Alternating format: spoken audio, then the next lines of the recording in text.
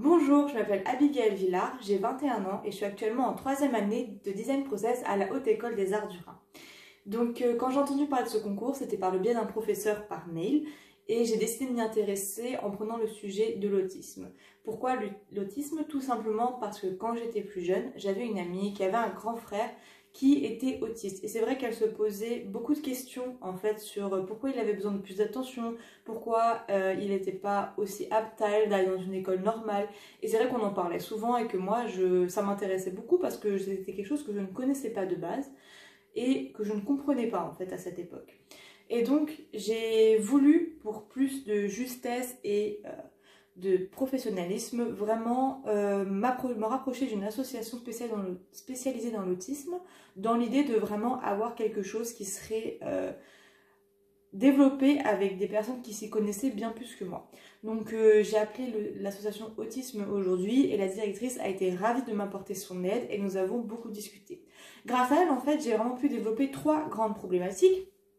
Donc la première, c'était que si je décidais de faire de la vaisselle, il fallait absolument qu'il y ait des rebords.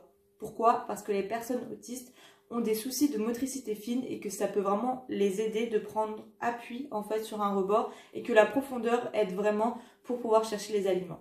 En second, il fallait que ce soit une vaisselle en fait qui puisse permettre de compartimenter les aliments, comme les plateaux repas qu'on voit souvent à la cantine.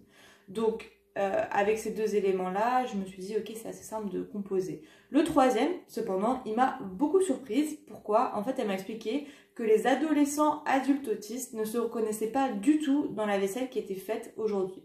Pourquoi? En fait, c'est simple, c'est parce que la vaisselle est beaucoup pensée pour les enfants autistes, mais pas du tout pour les adolescents adultes qui, eux, en fait, quand ils utilisent cette vaisselle, se sentent infantilisés, ils sont pas du tout, en fait, ils s'y reconnaissent pas dedans. Et ça leur permet pas en fait d'avoir un repas qui se passe bien parce que pour eux c'est comme si on vous donnait vraiment un pot de bébé alors que vous avez 30 ans. Donc c'est vraiment quelque chose qui leur plaît pas. Et elle me disait que c'est quelque chose qui est très récurrent, c'est des plaintes qu'on lui a souvent faites en fait. Donc moi, comme vous pouvez le voir, j'ai vraiment pris le parti pris de faire un puzzle. Pourquoi?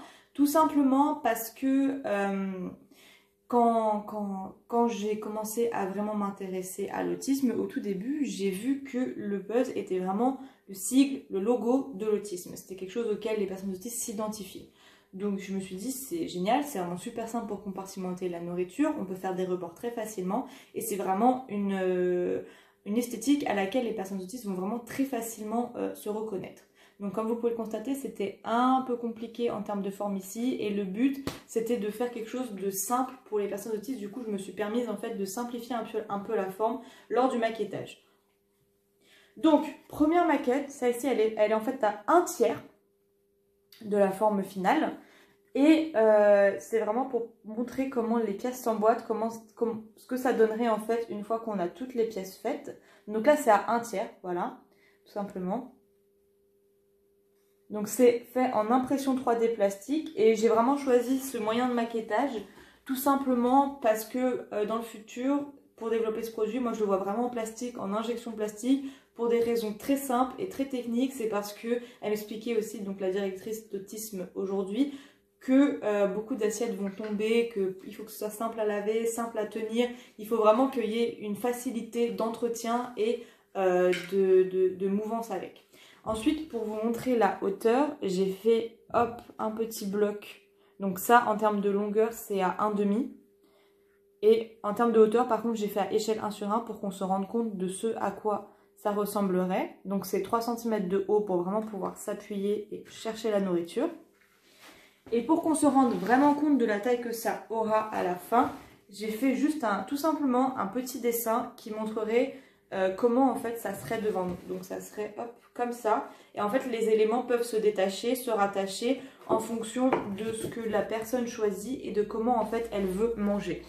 Donc moi j'ai aussi choisi le puzzle pour pouvoir vraiment compartimenter les différentes étapes du repas. J'ai pensé on peut peut-être même avoir en fait une logique Quand j'ai fini quelque chose, je l'assemble et quand je veux manger quelque chose, je le désassemble pour que ce soit beaucoup plus simple en fait pour se retrouver parmi toutes les choses qu'on a dans le repas parce que j'ai vraiment voulu aussi dans ce petit kit intégrer les couverts et le verre pour pas que ce soit en dehors de l'espace de repas. Comme ça, il y a vraiment tout dans une seule chose et c'est vraiment plus simple.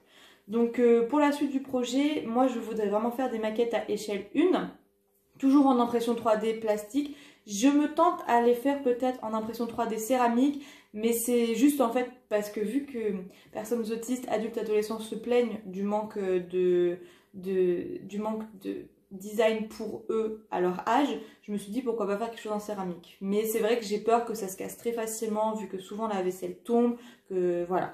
Donc peut-être que je ferai quand même une maquette en céramique histoire de voir ce que ça donnerait et de recueillir des avis là-dessus. Mais pour le moment, la prochaine étape c'est de faire une maquette à échelle 1 en impression 3D plastique et par la suite de pouvoir faire des moules et de pouvoir les injecter en injection plastique. Donc écoutez, j'espère que j'ai été claire, j'espère que vous avez pu me suivre et si vous avez plus de questions, surtout n'hésitez pas à me contacter si je peux vous renseigner sur quoi que ce soit. Et je vous souhaite en tout cas de passer une excellente journée et merci beaucoup de m'avoir écouté.